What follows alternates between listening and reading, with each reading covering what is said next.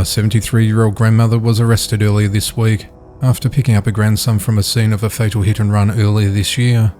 The incident occurred around 1 a.m. on the 14th of January. 22-year-old Hunter Johnson was driving a pickup truck southbound on the Hale Boggs Bridge in Destrehan, Louisiana, where there was active roadworks going on at the time. Hunter lost control and struck multiple vehicles and 44-year-old construction worker Brady Ortego, who was thrown off the bridge and into the Mississippi River below. Hunter then fled on foot and left his pickup truck on the shoulder of Interstate 310. He then called his grandmother immediately after to collect him.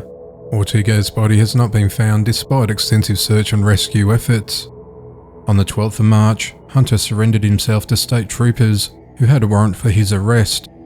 He's facing charges which include vehicular homicide, driving under the influence, hit-and-run driving involving a fatality, reckless operation, and obstruction of justice charges. Through further investigative work, the authorities learnt that Hunter contacted his grandmother, 73-year-old Marie Dufresne, after the accident. On the 5th of July, at around 7 a.m, the authorities arrested Marie at her residence, after investigators determined that she collected Hunter after he fled on foot following the crash, which prevented the police from making an arrest at the time, and she's been charged with obstruction of justice.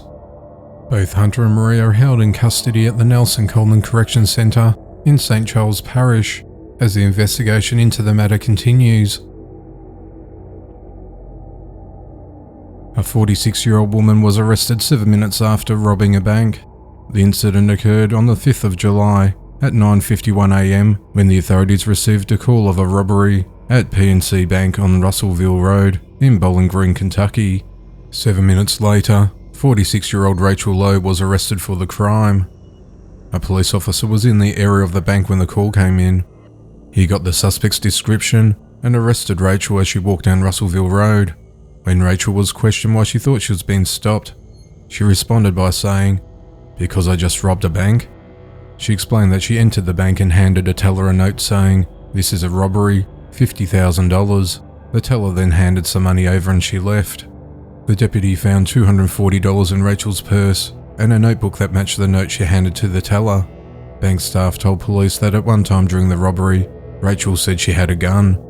Rachel said she was afraid she was going to lose her home and needed the money to avoid becoming homeless. Rachel was taken to the Warren County Regional Jail, charged with first-degree robbery. A Peeping Tom who was shot is facing criminal charges. The incident occurred around 2:30 a.m. on the 28th of June, along the 15,400 block in West Little York Road in Houston, Texas, when 44-year-old Jorge Ramos tapped on a window of a 10-year-old girl. When the girl looked over to see who it was, she saw a man loitering at the front of their home, performing a lewd act on himself while staring back at her.